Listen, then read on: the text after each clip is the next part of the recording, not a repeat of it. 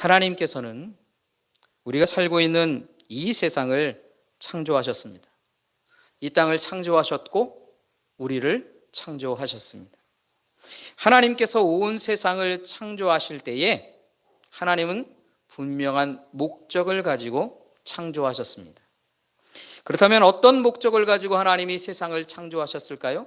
어떤 목적을 가지고 우리 인간들을 만드셨을까요? 그것은 바로 하나님의 영광을 위해서입니다. 하나님께서 자신의 영광을 나타내시기 위해 온 세상을 창조하셨어요.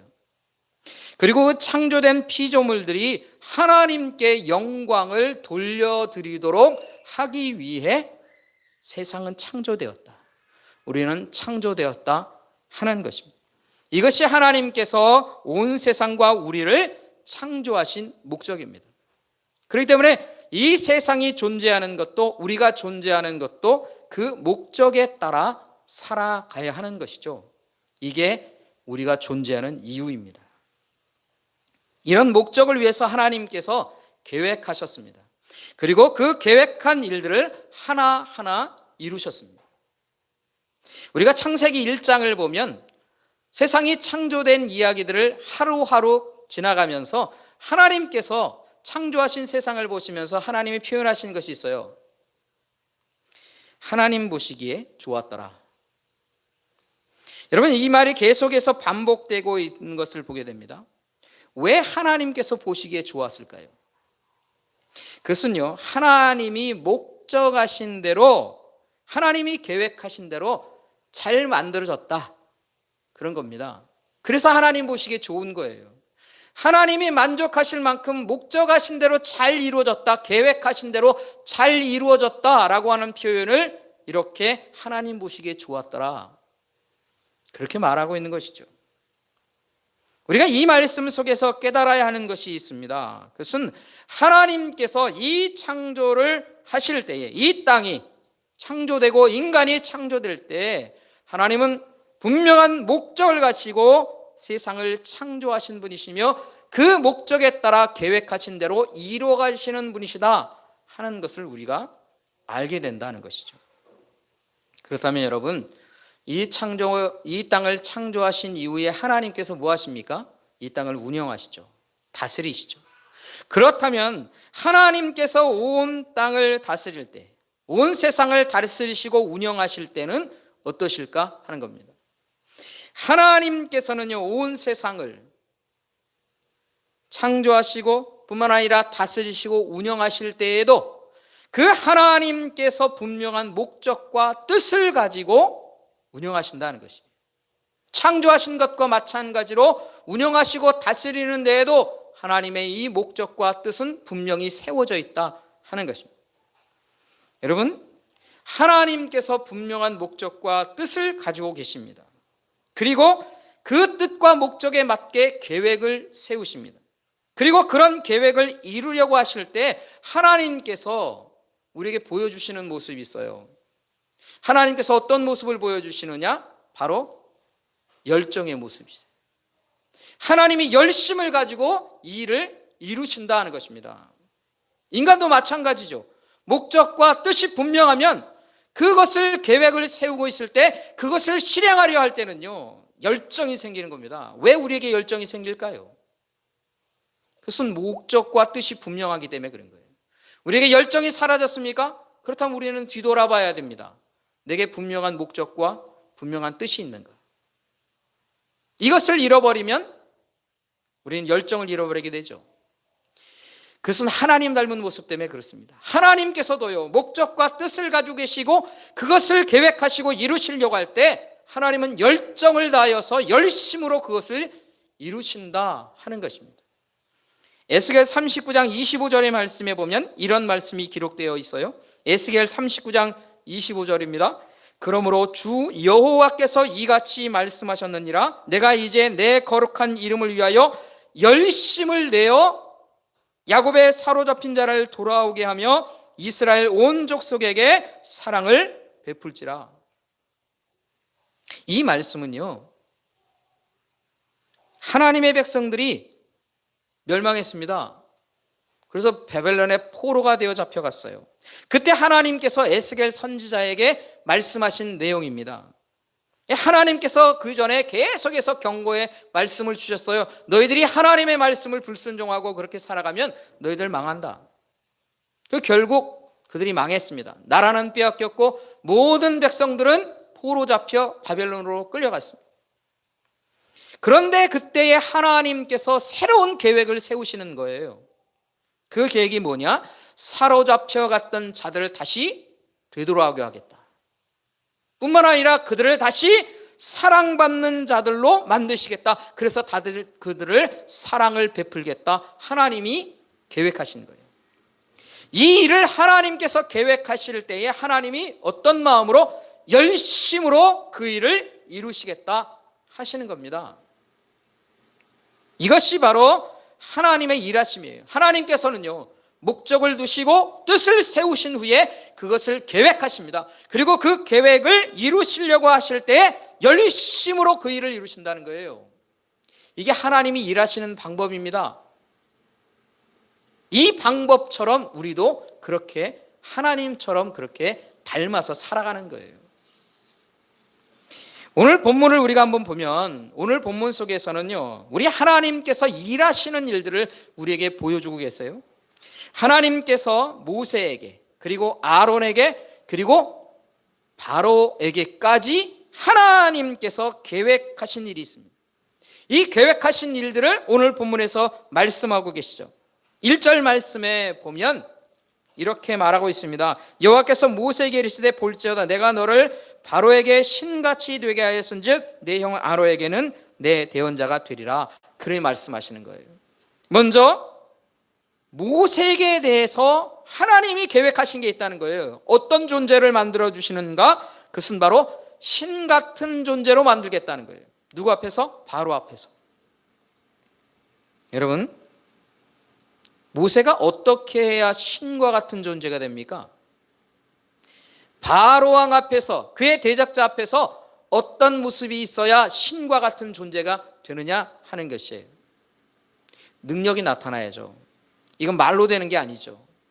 신과 같은 능력이 나타나야 되는 거예요. 인간이 할 수 없는 그런 신적인 능력이 나타나야 그래야 신과 같은 존재가 되는 것이죠. 여러분, 신이라고 하는 것은요, 말로써 증명되는 게 아니에요.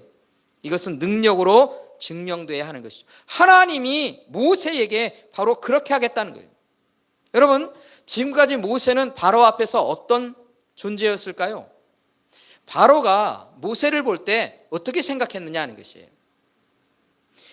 바로는요, 모세가 찾아오고 모세가 말할 때 그 모세를 어떻게 생각하느냐 하면 내가 종으로 부리고 있는 이스라엘 자손들, 그들의 대표자로 생각하는 거예요.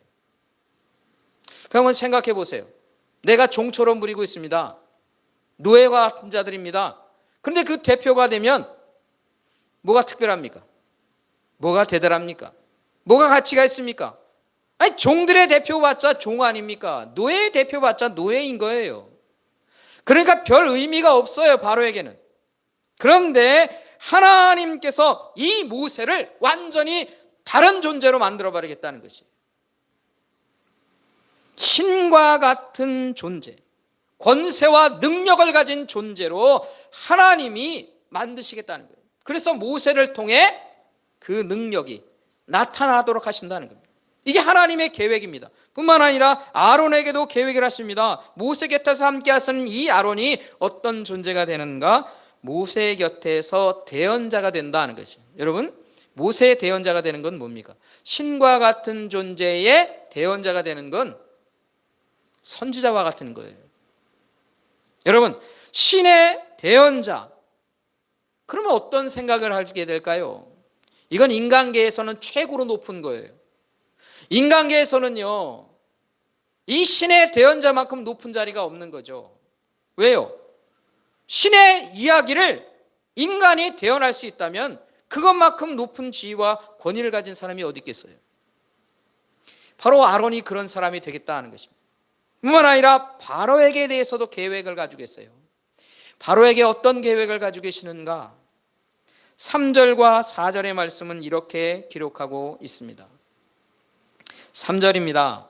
내가 바로의 마음을 완악하게 하고 내 표징과 내 이적을 애굽 땅에서 많이 행할 것이나 바로가 너희의 말을 듣지 아니할 터인즉 내가 내 손을 애굽에 뻗쳐 여러 큰 심판을 내리고 내 군대 내 백성 이스라엘 자손을 그 땅에서 인도하여 낼지라.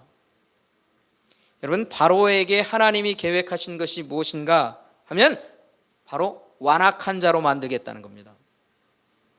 바로는 완악한 자가 되게 하겠다. 하나님이 그렇게 하시는 거예요. 여러분, 이 완악해진다는 단어가 히브리어는 카샤라고 하는 말입니다. 이 카샤라고 하는 말은요, 완고해지다, 맹렬해지다 이런 뜻이 있습니다.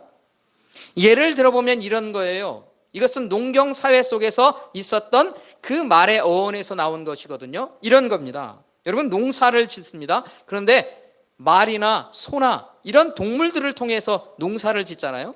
그럴 때 보통 우리가 말을, 소를 더 힘있게 하려면 어떻게 합니까? 채찍질을 합니다. 여러분, 채찍질을 하면 소나 말이 아주 힘을 냅니다. 더 힘을 내어서 일하게 되죠. 왜 그렇습니까? 왜 힘을 냅니까? 왜 열심히 합니까? 내가 열심히 일하니까 채찍질 하지 말라는 거예요. 채찍질 하지 말라. 내가 더 열심히 하잖니. 그런 사인이죠. 동문들이 할 수 있는 그런 사인이라는 것입니다. 이것은 채찍질에 대한 격렬한 반항이라고 볼 수도 있는 겁니다. 내가 왜 일을 열심히 일하는데 왜 날 채찍질하느냐? 다 열심히 하잖니? 채찍질하지 마 하면서 반항하는 것이다. 그렇게 볼 수 있는 거예요. 여러분, 채찍질을 당하면 당할수록 이 동물들은 굳은 마음을 갖습니다. 뒤돌아보지 않습니다. 열정으로 맹렬하게 앞으로 달려나가는 거예요. 더 힘써서 일하는 것이죠. 이게 뭡니까? 바로 완악해지고 완고해지는 거예요. 바로가 이런 존재가 되게 하겠다 하나님이 말씀하십니다. 그래서 하나님께서 이정을 행할수록 이 바로의 마음은 어떻습니까? 더 완고해집니다. 더 맹렬해진다는 것이 더욱더 강하게 하나님을 대적하는 거예요. 이스라엘 백성들 못 내준다는 겁니다. 하나님이 이적을 계속해서 나타내심에도 불구하고 이 바로는요, 꺾이지 않는 거예요.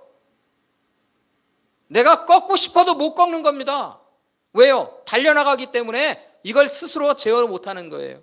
마찬가지가 된 것이죠. 근데 여러분 한번 생각해 보세요. 바로가 이처럼 완악하면 완악할수록 그것은 누구에게 기회가 되는 겁니까? 하나님에게 기회가 되는 거예요. 왜? 또다시 이적을 행할 이유가 되지 않습니까? 기회가 될 뿐만 아니라 이것이 명분이 되는 거예요. 바로가 완악하니 말을 안 들으니 내가 더 센 거로 친다. 명분이 되는 겁니다. 스스로 명분을 만드는 거예요. 더 얻어맞는 거예요. 계속해서 재앙 가운데 그냥 쌓여가는 겁니다. 주체를 못해요. 자신이 멈출 수가 없는 존재가 된다는 것이. 그래서 하나님께서는 더 많은 이적과 재앙으로 그 바로를 치십니다. 결국 하나님께서 계획을 다 이루신 다음에 바로가 뭐합니까? 그때 완악한 마음을 푸는 거예요. 왜? 하나님의 계획이 다 이루어졌거든요. 그러니까 끝까지 하나님의 계획에 이끌려서 얻어 터지고 자기 스스로 주체하지 못하는 이 어리석은 바로의 모습, 이게 하나님이 뭐 하신 거예요? 계획하신 것이다. 하나님이 이렇게 만드신다는 거예요. 여러분, 이 모든 일이 다 하나님의 계획 속에 있다는 거예요. 그래서 모세도 아론도 바로조차도 다 하나님의 계획하심 속에서 존재할 뿐이라는 것이. 그런데 여러분, 한번 이제 생각해야 합니다. 하나님께서 왜 이런 계획을 세우셨을까요? 이 계획의 목적이 뭘까요?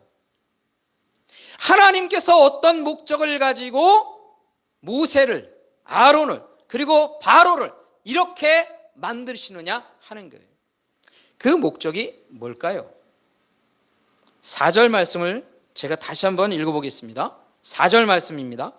바로가 너희의 말을 듣지 아니할 터인데 내가 내 손을 애굽에 뻗쳐 여러 큰 심판을 내리고 내 군대 내 백성 이스라엘 자손을 그 땅에서 인도하여 낼지라.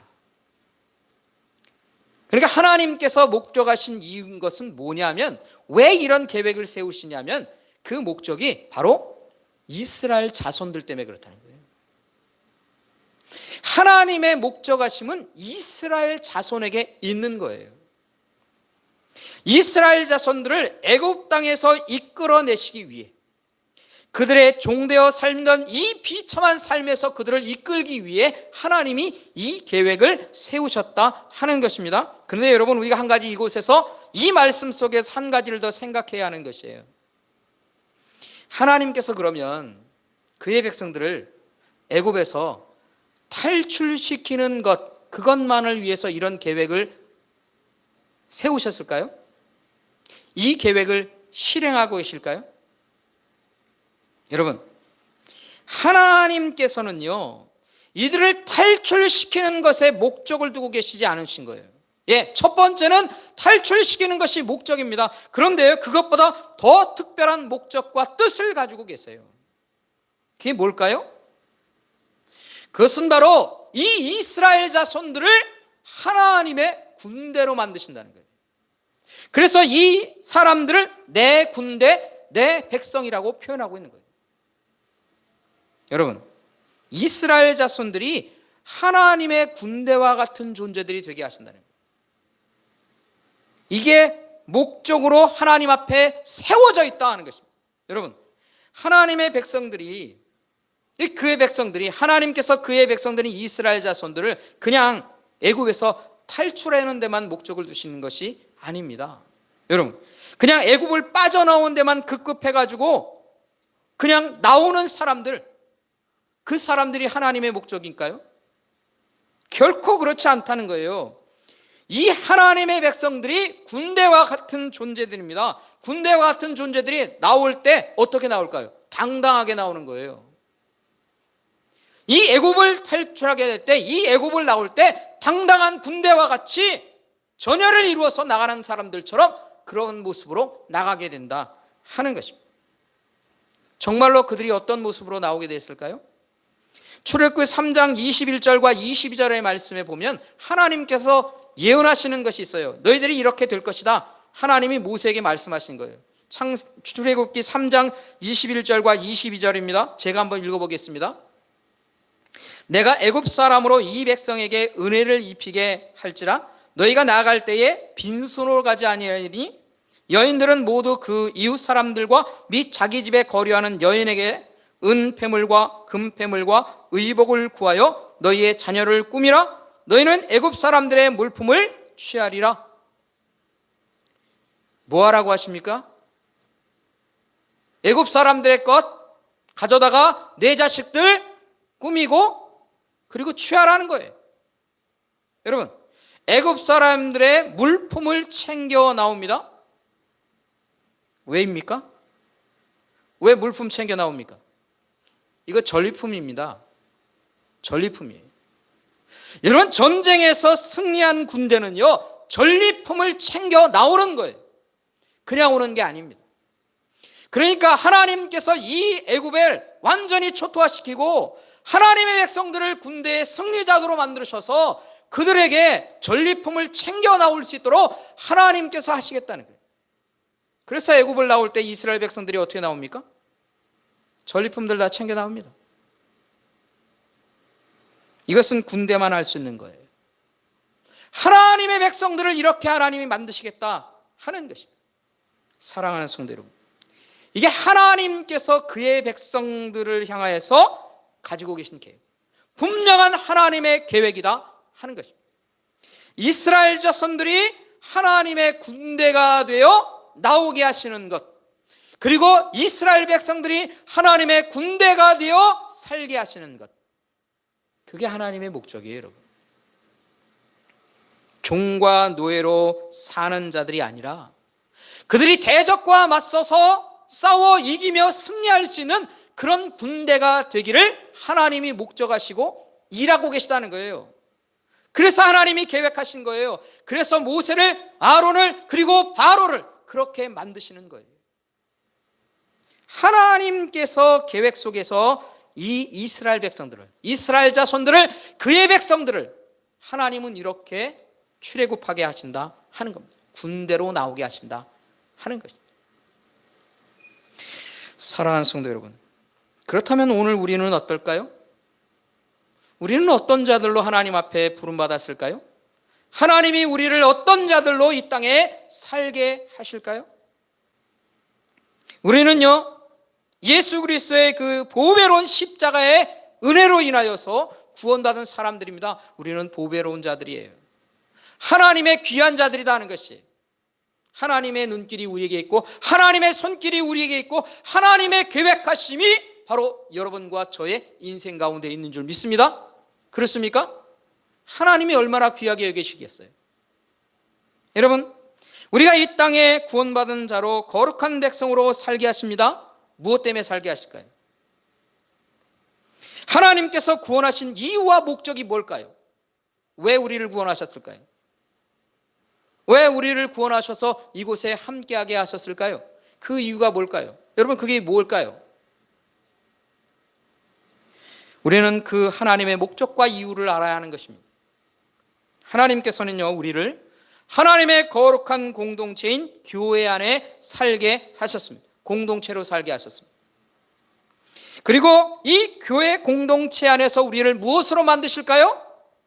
하나님의 군대로 만든 거예요, 여러분. 하나님의 백성들과 하나님의 사람들은요, 그냥 세워지는 것이 아니라 군대로 세워지는 거예요. 여러분, 군대라고 하는 것은 공동체예요. 마찬가지로 교회도 하나님의 군대로 우리가 부름받아 이곳에 함께 있다 하는 것이, 세상에 맞서 싸우는 하나님의 군대로 세워져 살아가는 것입니다. 그게 교회예요. 하나님은 그래서 우리를 구원하신 후에 교회 공동체로 세우신 거예요. 그렇다면 이런 군대가 강해져야 되지 않겠어요? 이런 군대는 강력한 군대가 되어야 하며 강력한 군사로 우리가 살아가야 하는 것이 아니겠는가 하는 것입니다. 그렇습니까? 우리는 정말로 하나님 앞에 강한 군사로, 군대로 세워져 가야 하는 사람들입니다. 그러면 어떻게 해야 우리가 하나님의 강한 군사로 살게 될까요? 하나님 앞에서 우리가 어떤 마음의 태도를 가지고 살아야 하나님 앞에 강한 군사로 이 땅을 살게 되겠느냐 하는 것입니다. 우리 교회가 하나님 앞에 어떻게 해야 강한 군사로 살아가는 자들, 그 공동체를 이루며 살게 될까요? 우리는 두 가지를 한번 생각해 보려고 합니다. 첫 번째는 순종하는 군사들이 되어야 합니다. 여러분, 우리가 하나님의 군사가 될 때에 순종하는 군사가 되어야 한다 하는 것이, 여러분, 순종하는 군사들은 그 마음속에 뭐가 있어야 할까요? 예? 믿음이 있어야 하는 거예요.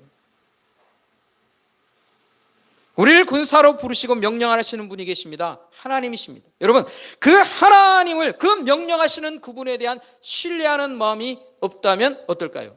그 순종할 수 있을까요? 우리가 전쟁터를 나가는 군사들인데 그 지휘관에게, 명령하는 분에게 신뢰하는 마음이 없다면 우리가 어떻게 거길 나갑니까? 어떻게 나가서 싸우겠느냐 하는 것이, 믿음이 있어야 하는 거예요. 신뢰가 있어야 한다는 것이, 그래야 우리는 순종하고 복종하며 사는 사람들이 되는 것이죠. 그래서 우리는 하나님께 대한 신뢰하는 마음과 믿음의 마음이 있어야 하는 것이에요. 여러분, 하나님은 정말로 우리에게 신뢰할 만한 분이실까요? 여러분 한번 뒤져봐 보십시오. 정말 하나님은 나에게 신뢰할 만한 분일까? 내가 믿고 내 생명을 맡길 만큼 그런 귀한 분일까? 여러분 한번 생각해 보시다 하는 것입니다. 여러분, 우리는요, 하나님의 말씀 앞에 순종할 필요가 있습니다. 왜냐하면 그분은 그렇게 신뢰할 만한 분이기 때문에 그런 것이에요. 왜냐하면 하나님께서 우리에게 순종하고 따라가라고 하는 것은 귀한 일들로, 귀한 삶으로 우리를 인도하시는 길이기 때문에 그런 거예요. 우리에게 귀한 삶을 살라고 명령하시고 말씀하고 있기 때문에 그런 것입니다. 하나님이 명령하시는 모든 것은요, 값진 일이에요. 너무나 귀한 일이다. 그 일을 하나님은 우리에게 명령하시고 계시다 하는 것입니다. 여러분, 왜 하나님 앞에 순종하는 일이 값진 일일까요? 왜 그게 귀한 일일까요? 그 이유가 뭘까요? 마가복음 10장 18절 말씀은 이렇게 말하고 있습니다. 마가복음 10장 18절입니다. 예수께서 이르시되 내가 어찌하여 나를 선하다 일컫느냐? 하나님 한 분 외에는 선한 이가 없느니라. 여러분, 이 말씀의 의미가 무엇입니까? 하나님은 선한 분이시다는 거예요. 하나님만 선하신 분이죠. 하나님은 선하신 분이십니다. 그렇다면 그 선하신 분이 말씀하시면 어떨까요? 그 말씀은 무슨 말씀입니까? 선에 대한 말씀인 거예요. 하나님께서 명령하시는 일들은 어떤 일입니까? 선한 일이에요. 그래서 우리가 그 선하신 말씀에 순종하며 따라 사는 일은 어떤 일이 되는 거예요? 선한 일이 되는 거예요. 여러분, 세상에 선한 일이 뭘까? 고민하지 마십시오. 생각하지 마십시오. 선한 일은 바로 한 가지예요. 하나님 그 말씀을 따라 순종하며 사는 것, 그게 선한 일입니다. 하나님께서 선하신 분이시기 때문에 오직 유일한 선은 하나님께 있기 때문에 하나님이 말씀하시는 그 말씀을 내가 순종하면 내가 선을 행하는 것이 되는 거예요. 믿습니까? 아직도 잘 믿어지지 않으세요? 다른 선한 일이, 도덕적인 선한 일이 우리에게 있습니까? 여러분, 하나님은 도덕 그 이상의 분이신 거예요. 그래서 그 하나님의 입으로 나오는 그 말씀이 선한 말씀이고 하나님의 명령하시는 모든 일들이 선이에요. 그래서 우리가 하나님의 말씀에 순종하면 선을 이루는 사람이 되는 것입니다.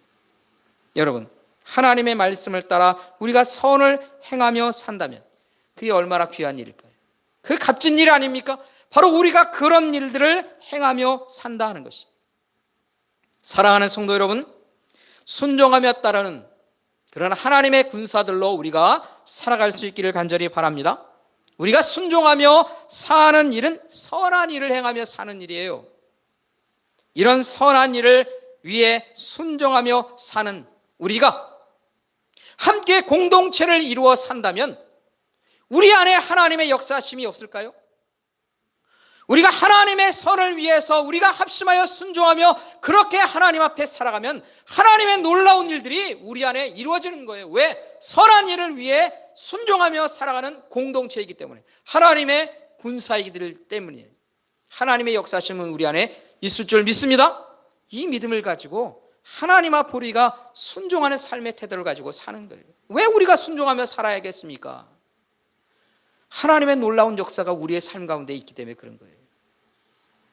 하나님이 우리를 그렇게 살게 하실 것입니다. 우리 모두가 이 순종을 다짐하며 사는 강한 군사로 세워져 이 땅을 살아가는 우리 새순교회 믿음의 공동체 될 수 있기를 주의 이름으로 축원합니다.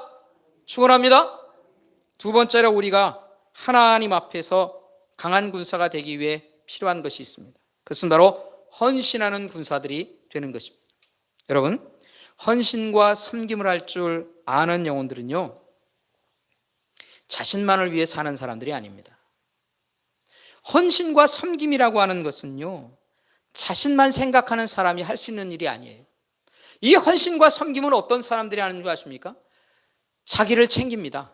자기 해야 할 일들 합니다. 그런데요, 내가 할 일만 하는 게 아니에요. 내가 일을 다 한 후에 다른 사람을 돌아보는 거예요. 내가 일을 하다가도 다른 사람을 돌아보는 거예요. 그리고 내 일을 할 뿐만 아니라 다른 사람들도 챙겨서 함께하는 사람들이에요. 그 사람들이 헌신과 섬김을 행하는 사람들이라는 것이에요. 그렇습니까, 여러분? 이런 사람들이 어떤 사람입니까? 성숙한 사람인 거죠. 아니, 이 세상 나 혼자 살기도 바쁜데 어딜 뒤돌아봅니까? 어딜 옆을 쳐다봅니까? 나 혼자 살기 바쁜 이 세상, 내 것 채우기 바쁜 이 세상에, 내 가족 채우기 바쁜 이 세상에 내가 다른 사람을 어떻게 섬깁니까? 다른 사람을 어떻게 생각합니까? 다른 사람에게 내가 헌신을 어떻게 합니까? 우리가 그렇게 생각하며 살아가는 것 아닙니까? 그래서 섬김과 헌신은 내 일이 아니라고 생각하는 거예요. 내가 할 일이 아니라 좀 더 가진 사람들, 넉넉한 사람들, 그런 사람들이 행하는 것이 섬김과 헌신이지, 나같이 지금 부족해서 나 살기 힘든 사람이 어떻게 그 일을 하겠습니까? 여러분, 우리가 그렇게 생각할 수 있지 않습니까? 그런데 여러분, 이 섬김과 헌신이라고 하는 것은요, 마늘 가진 사람이 하는 게 아니에요. 넉넉하게 자기 주머니 채워진 사람이 하는 게 아니라는 거예요. 어떤 사람이 하는 것입니까? 내 눈이, 내 마음이 넓어진 사람이에요. 내 마음이 채워진 사람이 하는 거예요. 돈이 많으면 채워집니까, 마음이? 여러분, 집을 여러 채 가지고 있으면 마음이 다 채워집니까? 근데 왜 더 많은 것을 가지려고 할 거죠? 더 많은 돈을 가져야 하고, 더 많은 집을 가져야 하고, 그럼에도 불구하고 왜 많은 것을 가진 사람들이 더 열심히 더 가지려고 애쓰고 살고 있느냐 하는 것이에요. 마음은요, 넉넉해질 수가 없어요. 때는 늦는 겁니다. 그러나 마음이 풍요로운 사람은요, 조금 가졌어도 섬길 줄 알고 헌신할 줄 아는 거예요. 마음의 넉넉함인 것입니다. 마음의 눈이 넓어진 사람들이 감당하는 일이라는 것입니다. 다른 사람들에게까지 마음이 넓히면 우리는 그때의 섬김과 헌신을 감당하는 사람들이 되는 거예요. 사랑하는 성도 여러분, 우리가 누구입니까? 우리는 주님의 사람들입니다. 여러분, 우리 주님께서 사탄과의 모든 전투에서 승리하신 분이십니다. 어떻게 승리했을까요? 승리의 방법이 뭡니까? 주님께서 이 땅에 오셔서 승리할 수 있는 방법이 뭐였냐 하는 것이에요. 물론 하나님의 능력 속에서 그분이 승리하십니다. 그런데 그 승리의 방법은 뭐냐면요, 자신을 희생하는 거예요. 그리고 십자가의 섬김을 감당하시는 겁니다. 그게 하나님께서 예수님을 통해서 승리의 방법으로 보여주신 것이죠. 그 제자들은 어떻게 삽니까? 그 제자들은 채움을 살라고 말씀하십니까?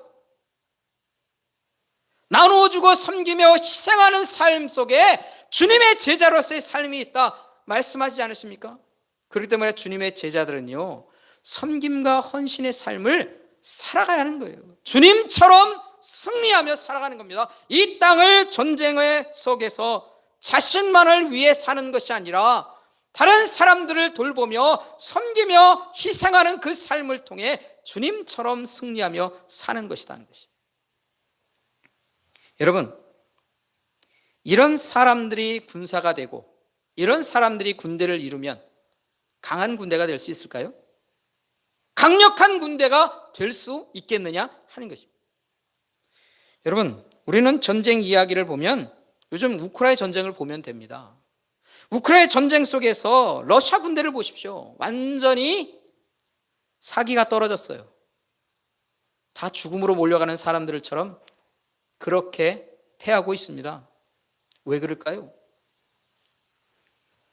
이 군대가 이렇게 된 것은요, 자기만 살려는 지휘관들이 지휘관으로 있기 때문에 그런 것입니다. 자기를 희생하지 않습니다. 그냥 병사들을 대충 훈련시켜서 총알버지로 내보내고 있는 거예요. 나는 살겠지만 너는 죽을 것이다. 그걸 확실히 알면서도 그렇게 하는 것이에요. 희생과 섬김 없습니다. 자기만을 위해 사는 거예요. 그런 군대가 강한 군대가 될 수 있습니까? 없습니다. 그런 군대는 없다는 것이에요. 여러분, 자기를 희생할 줄 알고 섬길 줄 아는 사람들이 성숙한 군사들입니다. 그런 성숙한 군사들이 군대를 이룰 때 그것이 강력한 군대가 되는 거예요. 그게 승리의 방법입니다.